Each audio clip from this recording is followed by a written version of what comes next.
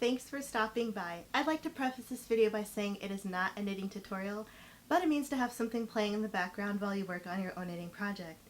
If you're like me and really enjoy watching videos while you work, sometimes you find that the content you watch is very visually engaging and you're several hours in and you haven't gotten nearly as far along in your project as you would have liked to, because obviously you're watching videos more than knitting. So that's where I come in. If you're new here, welcome, and if you're returning, welcome back. So that last time I saw me, I said something about taking a nap. Yeah, it was like a sleep instead, and once again it just threw me off track, and there have been some things going on internationally that have caused me a little bit of stress. So you would think I would want to find a safe place to kind of unwind and get away from that, but I was really in the trenches getting stuff ready to prepare for what is now a shelter-in-place initiative that is in effect tomorrow where I live. So my work decided to send us all home after this evening, which is Friday night, and I had to pack up a lot of my work stuff so that I can work from home for the next several weeks, if not longer, until we find out what else is going to happen here with what's going on. But with that being said, since I'll be working from home every day, I can kind of set my own schedule, which is really nice. They pretty much said, you know, you'll still get paid for what you work and your salary and everything like that, which I'm really, really fortunate, because my job is very, very front-end public service, very people-oriented, but there's a lot of administrative stuff that I have to do as well that I can do from home, and I'm very fortunate that I have a balance between the two. It's just, thankfully, I guess in this sense, I've been so busy with the people side, I haven't been able to do a lot of the office-y stuff, so I have a whole long list of projects that I've started or I have planned out that I need to finish or begin, and I just haven't had a chance to. So now this is the time, and I love getting in the zone and not being interrupted, so this is perfect. I've always wanted to work from home, and this is now a chance to do it. It wasn't quite the way I thought it would be, but it's nice to take this break, so I'm going to use it as a good thing instead of a bad and scary thing. It is still scary and it's still bad and sudden, but the time being home with my partner, they've been working from home this whole week, and they'll probably continue to work from home for the rest of the springish months per se, so it'll just be two work from home people. It's like influencer paradise. But I do plan to upload more content through the week because I can set my own schedule for my work as long as my projects are being done and we're checking in with our supervisors. We pretty much can set our schedule for the day, and I love that. So today we have a familiar friend, and I did all my makeup in orangey, earthy tone, well, besides the glitter, but earth tones, because we're working on the Rye Light sock again. This is the same sock you saw last year. I don't think I picked this up since I put it down in December maybe. I have to look back at my videos to see when I last filmed with this one, but you can see we've made some progress here. I finished doing the shaping of the heel, doing the decreases to get to the foot, and I'm like showing you guys all this haphazardly, but here we have the foot part. So this is the leg, and now we're going to start building out the foot, and I am just knitting in the round and in pattern until I'm about 8 inches long. This is the one that is for my partner. So with that long intro, you're probably like, hey, Paws and Pearls, what gives? You were on a roll with your cardigan. So fear not, it is coming up soon. But I was thankful that I just put my nose to the grindstone and was able to finish the swoop beanie. and well, most of it. I still have to add the pom-pom, and I was able to color change on the baby blanket that I've been working on. I've been trying to bring it to work to knit, and funny enough, every time I bring it to work, it's like a magnet for people to stop and have a conversation. But a lot of the conversation at in our lounge has been about the the dangers that exist currently in the world, and I really was getting sick and tired of talking about it, and I was so tempted to just eat in my office, but anytime I do that, I get interrupted as well, and I really just wanted my hour to just not think about all of that and relax, but every person who came in had something to say about it, and I'm like, okay, I'll have a conversation, but I really just wanted to be in peace. And I was taking my lunch at all crazy hours just to try to avoid people because I knew that was going to be the topic. And it never failed. And plus, we were keeping the break room door open to eliminate people having to touch the door handles. So it really couldn't hide in there either because, the light's on, they can see me, and they're minding my business. And then they'd still come in and want to talk. And I was like, oh my gosh, guys, just let me be.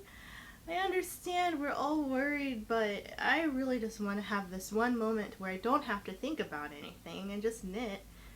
I couldn't even do that. I couldn't even eat my lunch because, every time I had a mouthful of food, somebody had something to say that I had to respond to. So I'm thankful as well that I could have lunch at home. And my partner has been pretty slow going at work, and I would rat them out of what they're doing besides monitoring their emails, but I know they aren't going to interrupt me. Let's just say that. But I'm excited about that.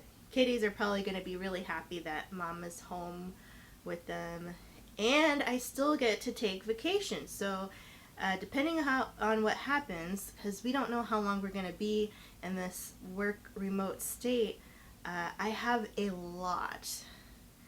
I'm talking 20, well, no, I think I have 18 days of vacation left, which is really nice, but I was waiting to take it actually when we got back from kind of our little recess period where we have reduced hours because we don't have as much traffic, but we still have a lot of stuff to do, so I wanted to be around and then take my vacation after, and then we had to prepare for this and worry about this, so that changed what I could do, because I had some friends who have some time that they can take off of work after I did, so it was or after my work was kind of on a little mini break, and I'm like, yeah, I could see you later, but now I can't see anybody, and so that's gonna be interesting.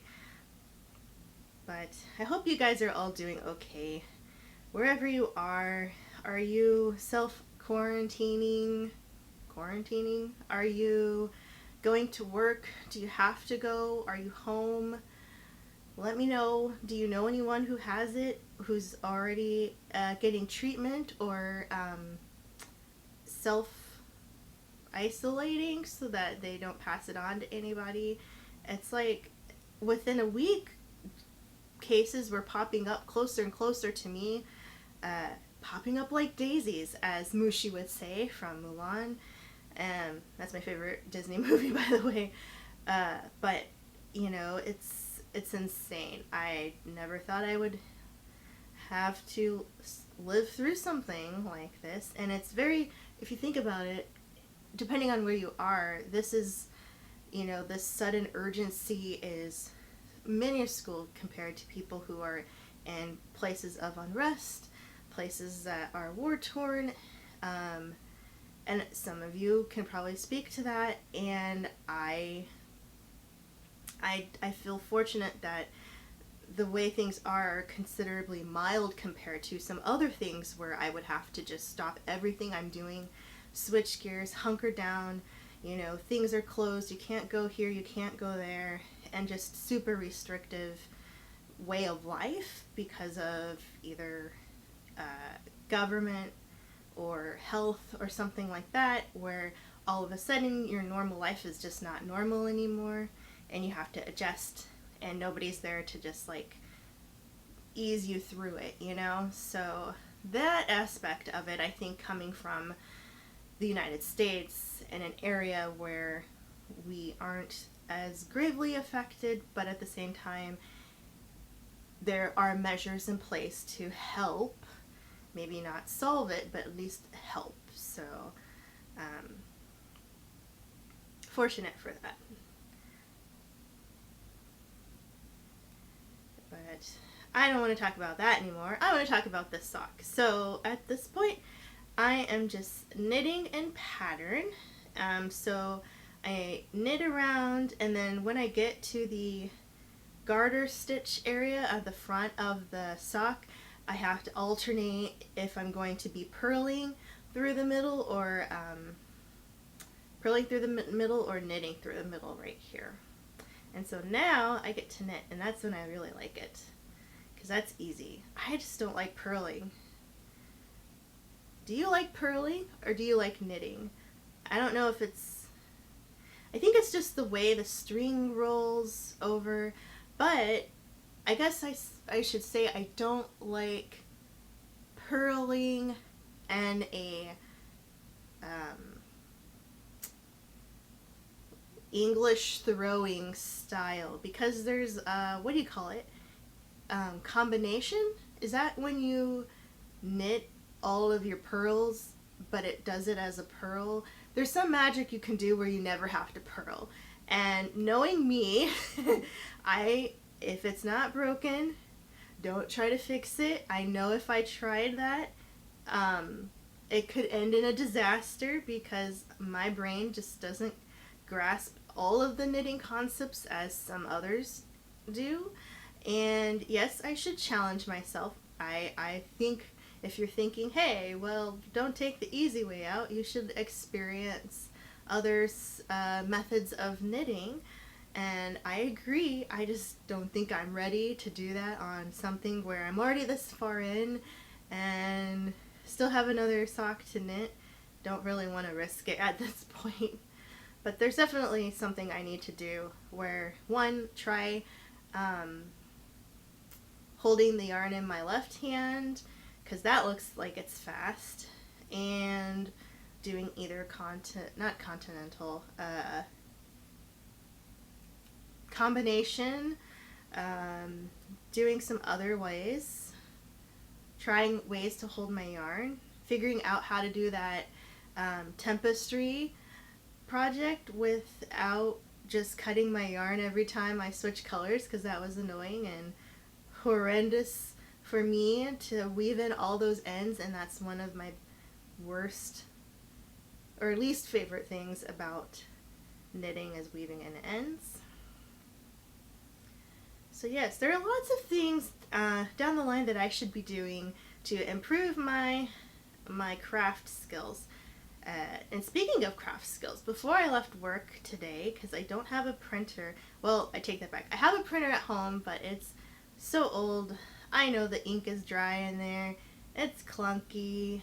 I just don't do a lot of home printing, but I'm lucky and I can print at work. So I printed off like the first 6 blocks of the Cascade Yarns Knitterati Afghan for this year's Afghan. So basically you have each square is a different pattern that's submitted by fellow knitters, and you just knit each square in the pattern that you're given, and you have to sew them all together to make your Afghan, like a quilt, I guess, patchwork thing. But I thought maybe if I was really gonna be stuck in here forever, I would run out of projects. But at the same time, it's going to require yarn that I don't have. I doubt it. I think I have something similar. I think it's like the Cascade 220 superwash, but I don't know what the weight is. If it's DK, if it's worsted. Oh my eye's watering. I have no idea. So I have to look closely at that. But if you're interested in it, all you have to do is go to the Cascades website and sign up for their newsletter, and you'll get all of the patterns available that are all of the currently available patterns. And I think they're up to when I say patterns, I mean each square of this Afghan has its own pattern. So they're up to block 15, I think, and they're all just PDFs that you can download from your first newsletter. So I started printing those off, and they come written and in chart form. So if you're a chart person, they have those too. I'm personally a written person, but I think that's just because I haven't tried to do a chart before. So that would be probably something fun to do, is try knitting each square by looking at the chart. But actually, to save paper, I only knit the pattern in written form.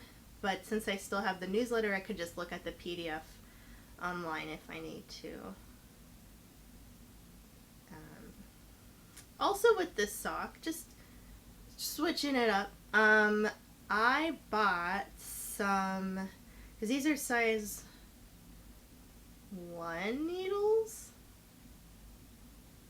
Or no, size 2, maybe? I forget. I think these are size 2, but I bought a while ago some circular needles that were small for socks, so I think I'm going to try doing the second sock with those, because I haven't knit a sock with circulars before. Oh, too many. There we go. So let me know in the comments if you knit your socks with DPNs like I am doing now, or if you use the little baby circular needles. They look really cute, so I'm excited to try them on a smaller scale than like knitting a hat and the round. And I think it'll be easier too, because with the DPNs for this sock, if you knit it, basically at the end of each sock is considered where your stitch marker would be. And it's not like too tricky, but because of how all of the stitches lay on the DPNs, it's kind of weird to me because they're not always even, especially when you're picking up your stitches and the knitting through the heel before you start knitting the foot. I would like them to be kind of evenly dispersed on it.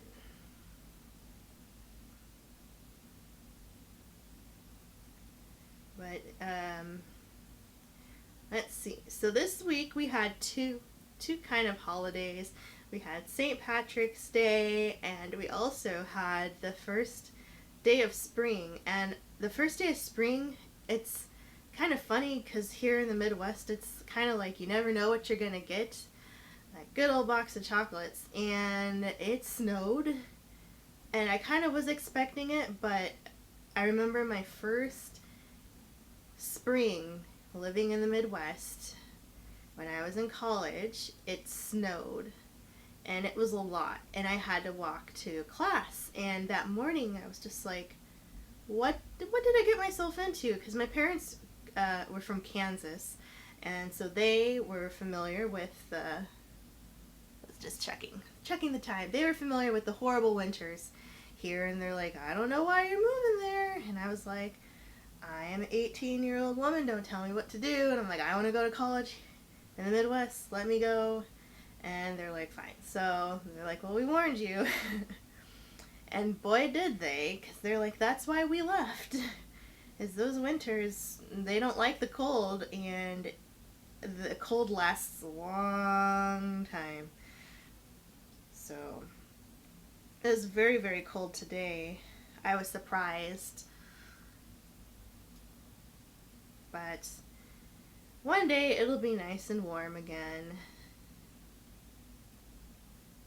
Now let me know in the comments, what kind of season person are you? Are you a spring? Are you a fall? Winter? Summer? And then, depending on where you live, is that a cold winter? Is it pretty mild? Do you like snow? I personally love kind of like early fall and late spring because those are the mildest here. But when I was back home, I got all seasons. So I liked the summer when I was back home for sure because it wasn't ever like crazy, crazy hot. Like it got hot, but you know, you could go in the shade and cool yourself off. It was nice just to kind of be out pretty much all day long, out playing with your friends and just enjoying life, going to festivals and having a good time. So summer was really good back home, but now it's just too dang hot where I live. So I don't really like the summer like that, except for if it's like a nice cool night where it's still hot, but it's cooled down enough where you're comfortable being outside. Of course, if you're, you know, sprayed down so you're not going to get bit by mosquitoes, then it's even better. But I love it. And then you hear the cicadas and the crickets, and you have the fireflies, and it's just so peaceful. Summer nights are the best when they're not crazy, crazy hot. Love getting ice cream. Well, I get ice cream all year round, but extra special when it's a hot day. And drinking fruity drinks, going to different outside events. But for temperature-wise, it's late fall, early fall, late spring when it starts to warm up or it starts to cool down a little bit. Cool. So, I think, let's see. Do you guys remember if I said what my next project was going to be after this? Well, actually, it's not after this. It's after whatever I had finished last. And that would have been the swoop beanie. So I posted it on Instagram just to celebrate that I made it to the end for the most part, except for the pom-pom. And now that I probably won't see my friend who I'm giving this to for even longer now than we had planned, I have plenty of time to make that pom-pom. And it's not going to take that long either because you just wrap 60 times, tie it through the middle, cut it, fluff it out, and then I have to attach it to the top of the beanie, and that'll be it. But I'm trying to think of what to do next. What did I buy for? I could knit some more socks. I could start on a blanket for my pen pal friend who lives in New Mexico, because I know that's going to take a long time, so maybe I should do that. But I'm already working on a blanket, so I kind of don't want to, but I know it's going to take me a long time as well. I'm conflicted, I don't know. Because I still have so many other things to do that I want to do. Speaking of, I have another project I want to start again. It was the color block cowl. It won't really work for me at the moment, but I have the rest of the supplies, so I would think I could do another one. I don't think I'll run out of yarn for that. But I should probably do socks because I have some yarn that's already wound up, and one person let me know that you shouldn't leave it like that if you aren't gonna use it immediately because it weakens the fibers. But you guys are pros. You probably already know that. But I was just like, I want to keep it somewhere stored and nice and in a cake so it's easy to keep and stack up. And then I realized, or then I learned that that's not the best thing to do. So won't be doing that anymore until I need the yarn, which is kind of sad because I like how it looks when it's pretty as a hank too, but the fact that it's not just ready when I want it, kind of kind of not that fun. And I'm one of those people who like sometimes pretty much prefer instant gratification. So the fact that I'd have to wind it up when I want it, and I don't like winding up the yarn, is also something I don't really like to do. Not as much as weaving in ends though. Definitely don't like that. But winding yarn is kind of awkward for me, so I don't like to do it. So we are just about to the end of this round, and since we're using this sock weight yarn, it's actually fingering, so it's not even like 4 socks, but I really liked the twist pattern on it. And unfortunately I think my partner has teeth on their feet, because they will wear out some socks like nobody's business. So it really is my bad on me for making them socks with this it's not delicate, but it's not like a nylon blend where it's gonna hold up for a long time. So hopefully they don't wear these all the time, because I know they weren't gonna last very long like that.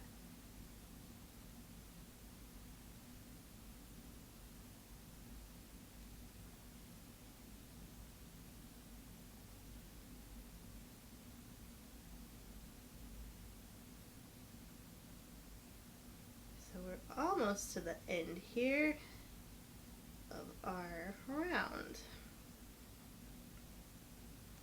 So yay, I'm excited. I'm thinking, messing around with some knitting stuff, probably cleaning. I have like a whole list of stuff I can work on while I'm cooped up in the... Now, I said cooped. I always thought it was cooped, but it's cooped up because like a chicken coop where you're stuck. And since I was a kid, I thought it was cooped up. So we can see there's hardly any progress here, but that's okay. Camera cut out earlier, so if I was mid-sentence, I was just explaining how I thought I was saying cooped up as cooped up, because when I was little, I thought it was cuckoo, like you're stuck inside and you're crazy, so you're cooped up instead of cooped like chicken coop. But I digress. Not too much progress, but a little bit. I think we got like 3 rows done or something like that. 4, 5, well, probably not 5, but a few. So thank you so much for sitting with me this evening and watching and listening as I worked through this good old friend, our familiar face, the Rye Light Sock. We'll catch you in the next one. Bye.